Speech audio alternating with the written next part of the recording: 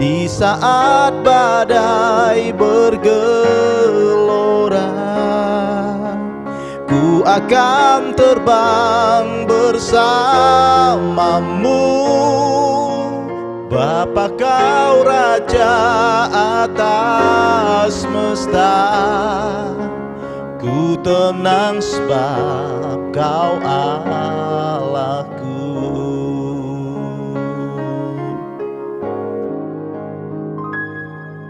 Jiwaku tenang dalam Kristus. Lihat kuasa-Nya dalam keheningan. Di saat badai bergelora, ku akan terbang bersamamu. Bapa, kau Raja atas semesta, ku tenang sebab kau Allahku. Di saat badai bergelora,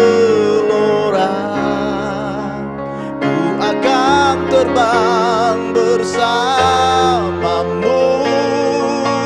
Bapa, kau Raja atas semesta, ku tenang sebab kau Allahku. Ku tenang sebab kau Allahku.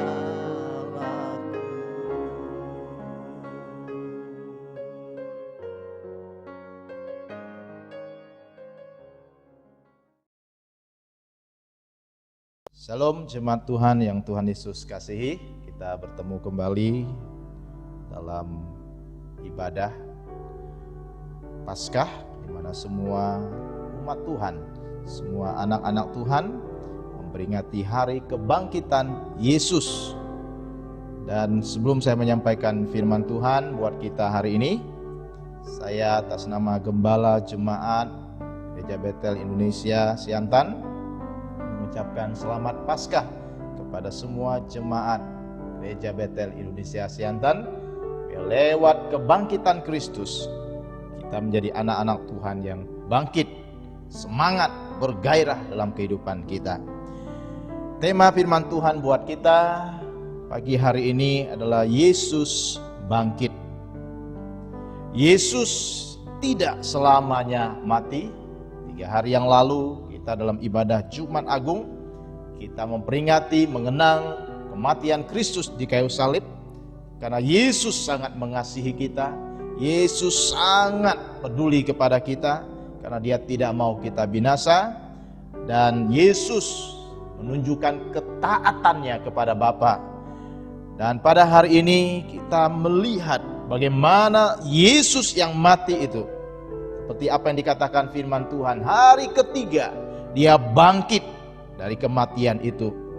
Dan itu membuktikan bahwa Yesus yang kita sembah, Yesus yang hidup, Yesus yang berkuasa, Yesus yang luar biasa. Yesus bangkit yang pertama artinya bahwa firman Tuhan itu benar. Jadi lewat kebangkitan Yesus membuktikan kepada saya dan saudara bahwa apa yang dituliskan dalam firman Tuhan itu adalah benar. Dalam 1 Korintus pasal 15 ayat 4 berkata demikian, bahwa Ia telah dikuburkan dan bahwa Ia telah dibangkitkan pada hari yang ketiga sesuai dengan kitab suci. Jadi kebangkitan Kristus sesuai dengan kitab suci, sesuai dengan apa yang tertulis dalam Alkitab. Jadi yang tertulis dalam Alkitab itu adalah hal yang benar, Bapak Ibu. Semua janji Tuhan dalam Alkitab ada yang sudah digenapi, ada yang sedang digenapi hari-hari ini, dan ada yang akan digenapi di kemudian hari. Oleh sebab itu, Bapak Ibu dikasihi Tuhan Yesus Kristus, kalau kebangkitan Yesus membuktikan apa yang dikatakan firman Tuhan itu benar. Saya mau katakan kepada kita hari ini, apapun masalah kita, mari jangan kita ragukan firman Tuhan. Apapun yang kita hadapi hari-hari ini, kesulitan apapun yang saya dan saudara alami hari-hari ini, jangan meragukan firman Tuhan. Jangan meragukan janji Tuhan, karena apa yang Dia tuliskan dalam Alkitab itu ya dan amin. Haleluya. Itulah yang membuat kita sebagai anak-anak Tuhan terus membaca firman Tuhan, terus merenungkan kebenaran firman Tuhan, karena kita sangat yakin dan percaya apa yang Tuhan tuliskan dalam Alkitab pasti digenapi. Seperti apa yang dinubuatkan, oh Yesus pada hari yang ketiga Dia akan bangkit, dan benar-benar itu terjadi. Kubur itu kosong.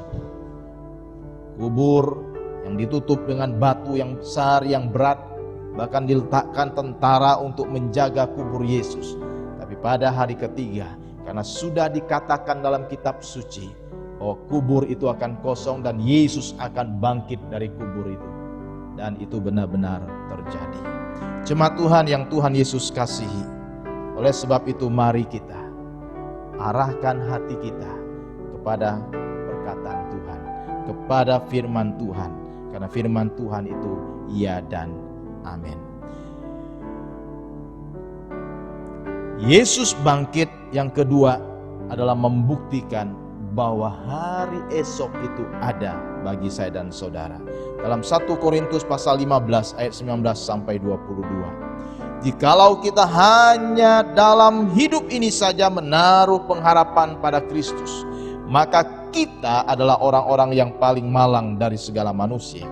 Tetapi yang benar ialah bahwa Kristus telah dibangkitkan dari antara orang mati, sebagai yang sulung dari orang-orang yang telah meninggal.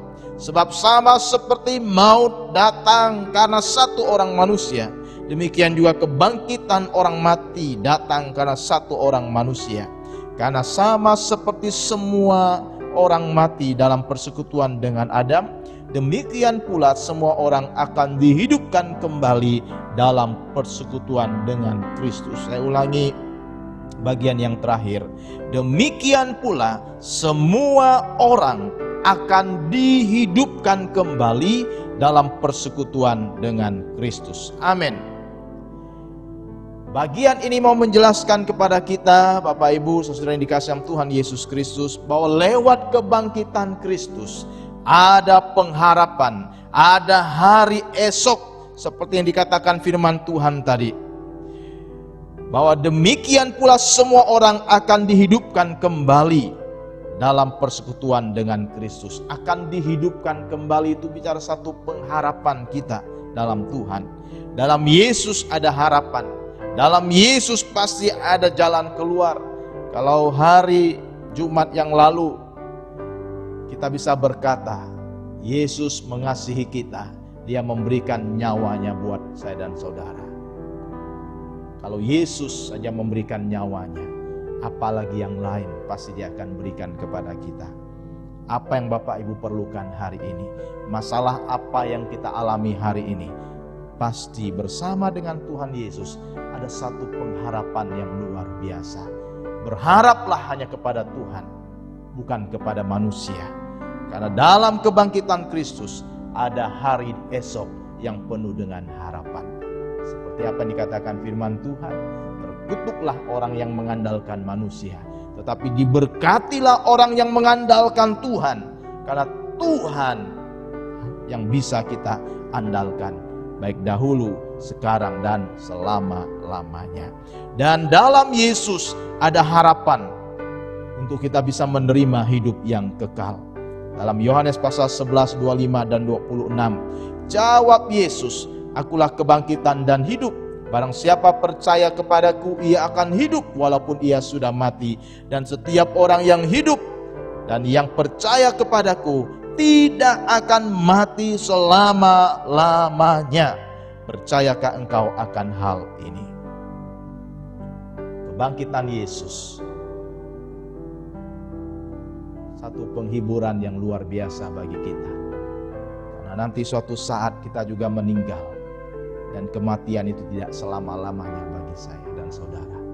Kematian itu hanya satu jembatan untuk kita masuk menikmati hidup yang kekal. Karena tadi firman Tuhan berkata, orang yang percaya kepada Yesus tidak akan mati selama-lamanya.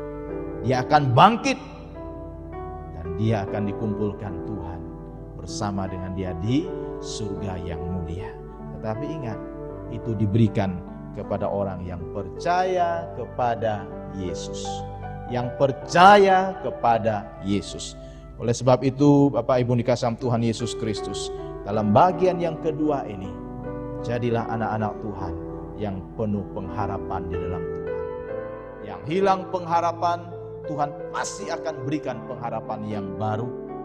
Yang percaya kepada Tuhan Yesus, terus pertahankan iman percayamu sampai garis akhir. Karena Tuhan akan menyediakan tempat yang indah bagi kita ketika kita meninggalkan dunia yang fana ini. Yang ketiga, kebangkitan Kristus yang ketiga memberi semangat untuk memberitakan Injil. Markus pasal 16 ayat 15 sampai 16. Lalu ia berkata kepada mereka, pergilah ke seluruh dunia, beritakanlah Injil kepada segala makhluk.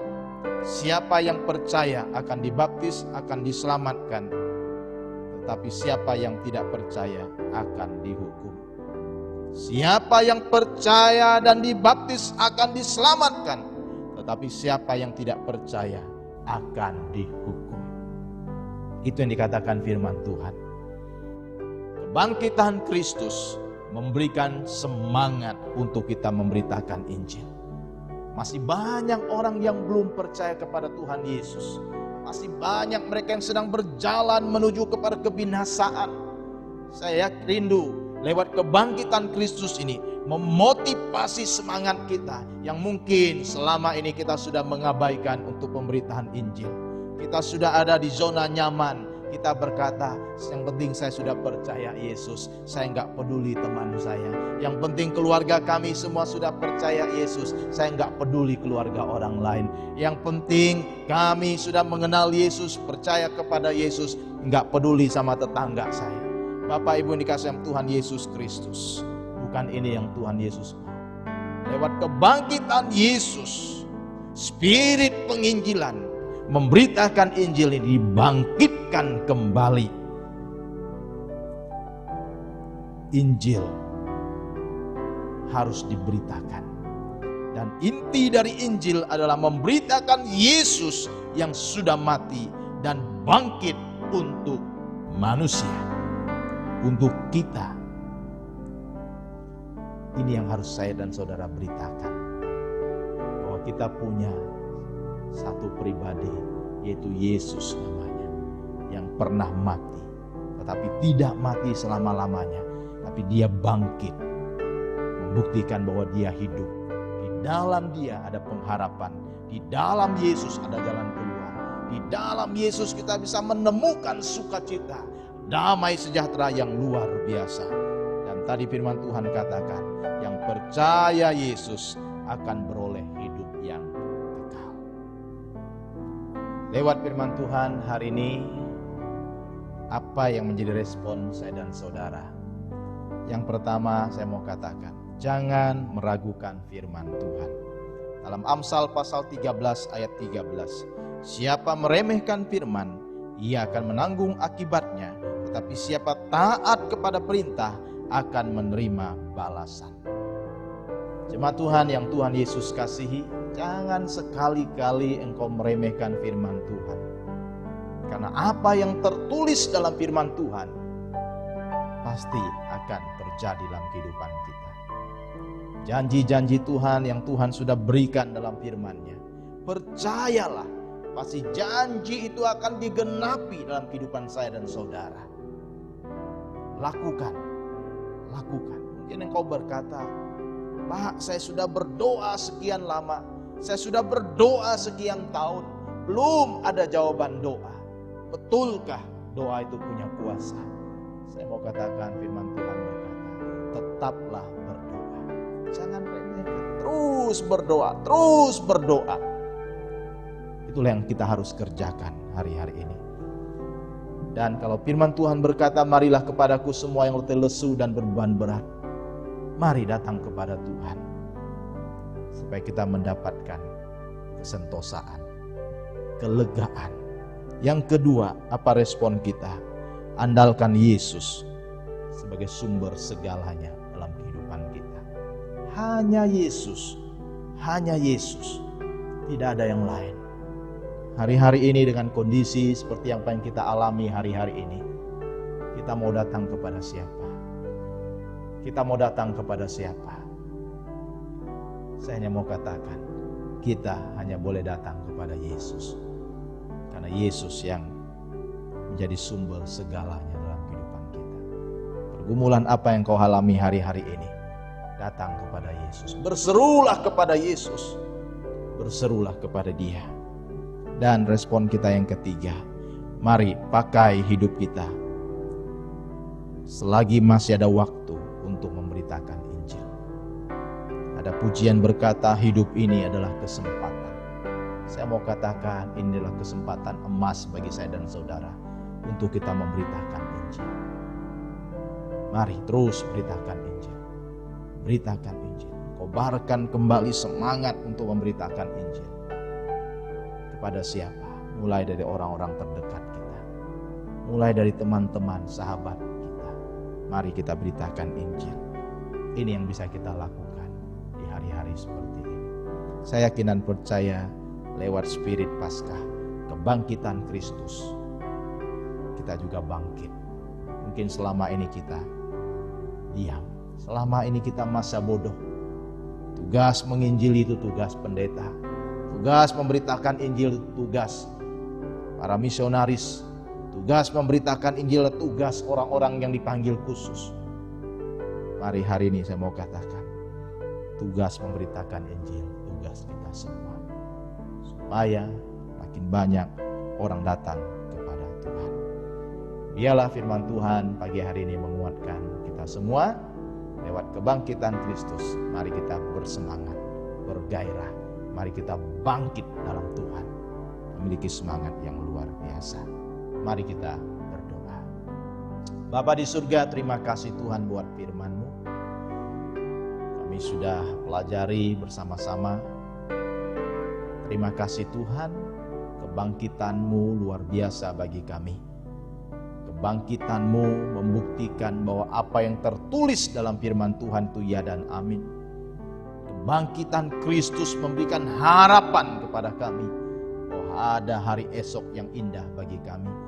Kebangkitan Kristus membangkitkan semangat kami untuk kami memberitakan Injil. Memberitakan Yesus yang sudah mati dan bangkit pada hari ketiga. Dan Yesus yang memberikan hidup kekal itu kepada orang-orang yang percaya kepadanya. Bapa di surga, terima kasih Tuhan. Kamu berdoa buat semua jemaat, apapun pergumulan mereka, dalam kondisi apapun hari-hari ini, dalam kesulitan apapun mereka hari-hari ini, mari Tuhan tolong mereka. Terima kasih Bapa, terpujilah nama-Mu Tuhan. Biarlah kasih anugerah Allah terus melimpah-limpah dalam kehidupan jemaat Tuhan.